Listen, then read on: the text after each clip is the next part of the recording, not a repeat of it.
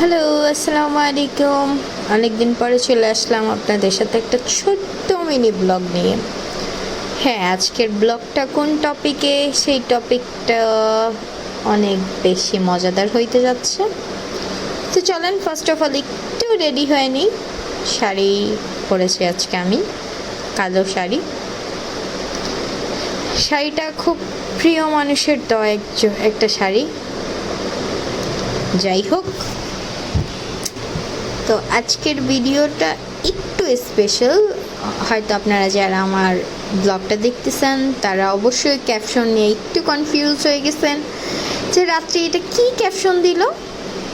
ওকে, ক্যাপশনটা তো অবশ্যই আপনারা পড়ছেন। ক্যাপশনটা হচ্ছে হ্যাপি 1 month ফেলড সুইসাইড বা ডেট অ্যানিভার্সারি।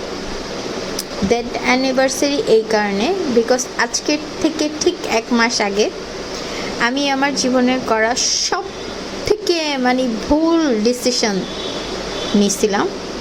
হ্যাঁ, অবশ্যই আপনারা অনেকজন বুঝতে পারতেছেন, আমি আত্মহত্যা করার ডিসিশন নিয়েছিলাম বা আত্মহত্যা করার ট্রাই করছিলাম, যেটা আমার জীবনের সব থেকে খারাপ একটা ডিসিশন ছিল, যেটা আমি করছি। খারাপ ডিসিশন ছিল বিকজ দিন শেষে মাসখানেক পরে এসে আজকে বুঝতে পারলাম যে সেই দিন যদি আমি মরে যাইতাম তখন কি হইতো। কিছুই হইতো না, কারো কিছুই হইতো না। প্রত্যেকটা মানুষের জীবন তার জীবনের মতো চলতে থাকতো, বাট এই দুনিয়াতে আমি থাকতাম না। দুনিয়ার বুকে থেকে যে বা যারা আমাকে দুনিয়ার জাহান্নাম দেখাইছে তাদের জন্য আমি আত্মহত্যা করে আমি পরকালেও জাহান্নামই আমার দেখতে হইতো। তো সব কিছু মিলায়া আজকে 1 মাস পার হয়ে গেল আমার সেই দিনের ভুল ডিসিশনটা। হ্যাঁ, আজকে একটা বেলা কাটাই দিছি কান্না করে যে কেন এই ডিসিশনটা নিয়েছিলাম। আজকে আপনাদের সাথে কিছু কথা শেয়ার করি, যেটা আমি আমার জীবন থেকে নিয়ে দেন আপনাদের শেয়ার করতেছি। ভাই, আমাদের মাঝখানে অনেকজন আছে যারা আমরা খুব আবেগপ্রিয় বা আবেগী মানুষ, যারা আমাদের মনে হয় যে কিছু হইলেই যারা আমার মতো একটা ভুল ডিসিশন নিয়ে নেন বা ভাবতেছেন যে না, এখন আর পারতেছি না, আত্মহত্যা ছাড়া আমার আর কোনো পথ নাই। না ভাই, এটা ভুল কথা। আত্মহত্যা কোনো সঠিক পথ হইতে পারে না। আপনি যে বা যার কারণে বা যেই কারণেই আত্মহত্যা করেন না কেন, এটা আসলে কখনোই সঠিক ডিসিশন হইতে পারে না। কারণ যদি আপনি কোনো ব্যক্তি কারণে আত্মহত্যা করতে যান, সেই ক্ষেত্রে এমনটা হবে যে আপনি মরে গেছেন। আপনি বিশ্বাস করেন যেই মানুষটা আপনি জীবিত থাকতে আপনার খবর নাই, যেই মানুষটা আপনাকে একা ছেড়ে চলে গেছে বা আপনাকে মৃত্যুর দিকে ঠেলে দিছে, ভাই আপনি কি ভাবতেছেন যে আপনি মরে গেলে সেই মানুষটা আপনাকে মনে করবে? না ভাই, মনে করবে না।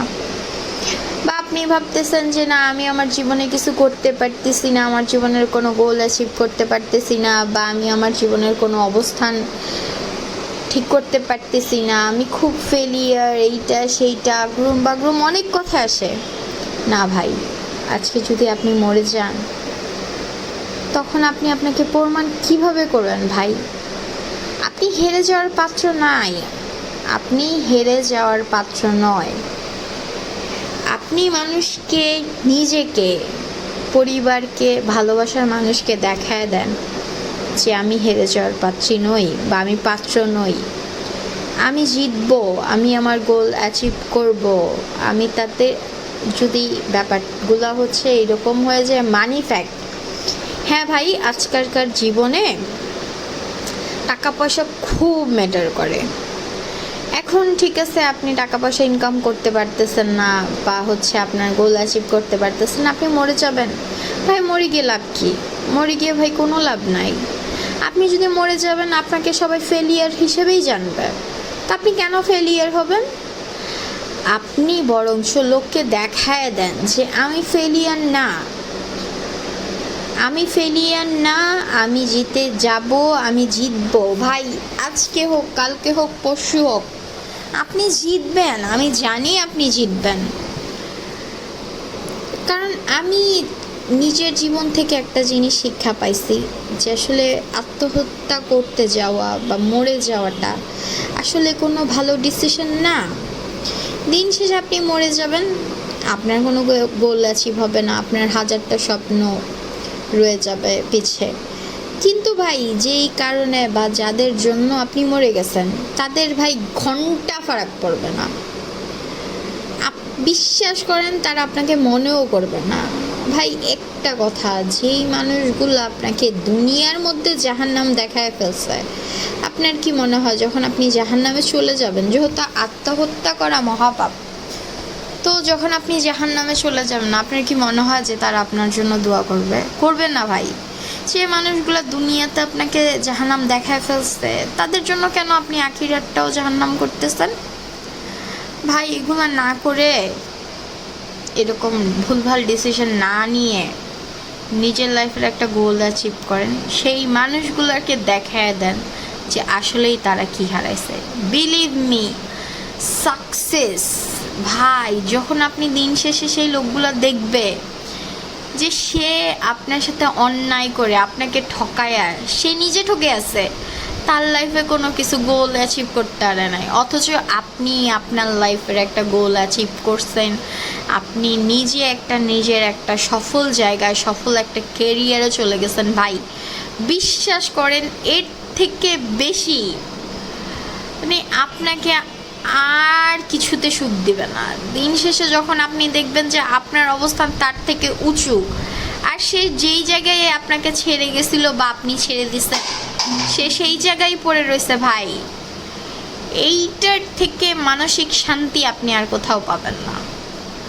সো জীবনে যতই খারাপ সিচুয়েশন আসুক না কেন, আমি আপনাকে রিকোয়েস্ট করতেছি বা আমি আপনাকে বলতেছি, আত্মহত্যা করার মতো ডিসিশন আপনারা নিয়েন না।